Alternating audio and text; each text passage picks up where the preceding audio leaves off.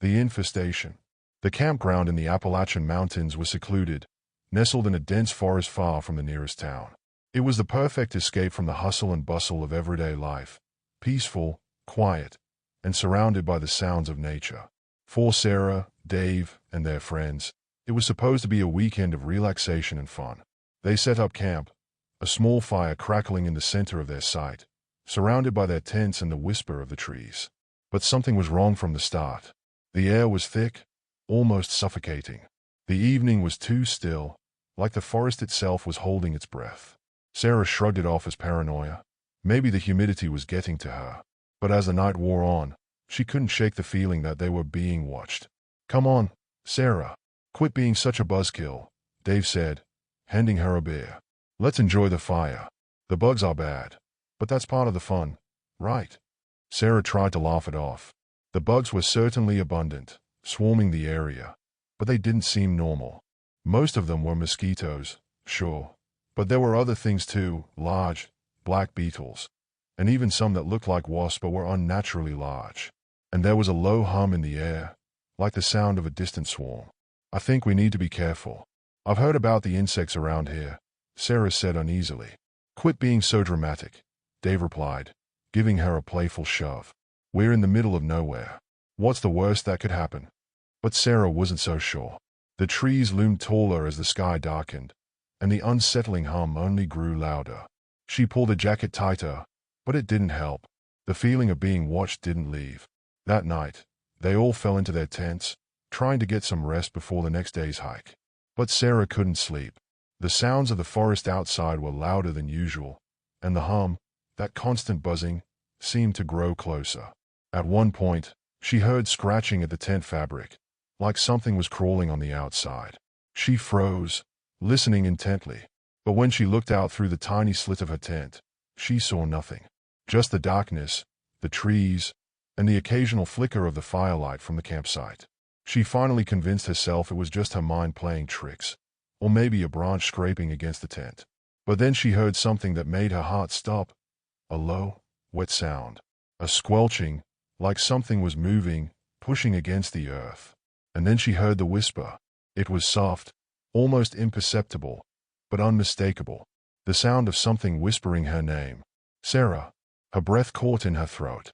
She pulled the blanket over her head, trying to ignore the sensation of something crawling just beneath her skin.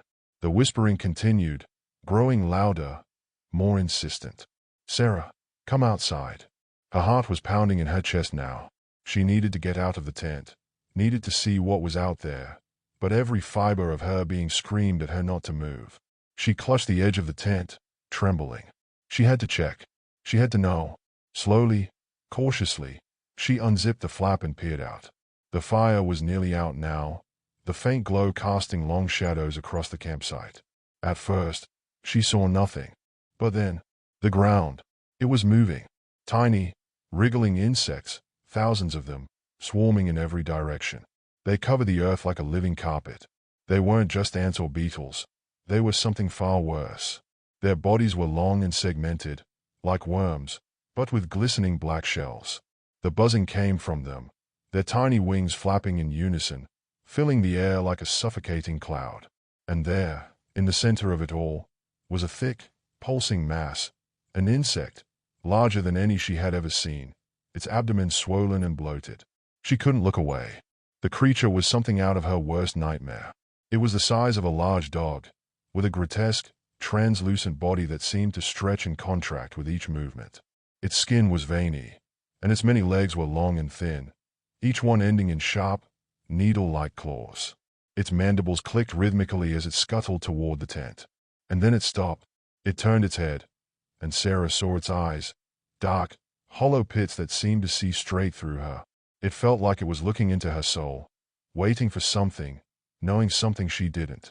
And as she stared into those eyes, she realized its body wasn't moving the way it should. It was as if it was filled. Something inside it was shifting. Suddenly, she understood what was happening. The thing wasn't just an insect. It was an incubator. From its swollen abdomen, small, wriggling larvae began to emerge. Thousands of them, their translucent bodies glistening in the dim light. They were moving quickly, burrowing into the soft earth, disappearing beneath the surface. Her body froze in terror as the creature turned and began to crawl toward the tents. She rushed to wake Dave and the others. But as she unzipped her tent, she saw Dave's body, his face contorted in a horrific expression of pain, his hands clutching at his stomach.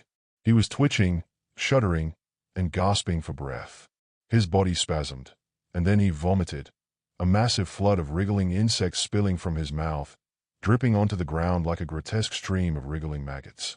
But they weren't maggots. They were something worse. They were eggs. In horror, Sarah stumbled back, but she couldn't look away. The insects were emerging from his body, crawling under his skin, and feeding.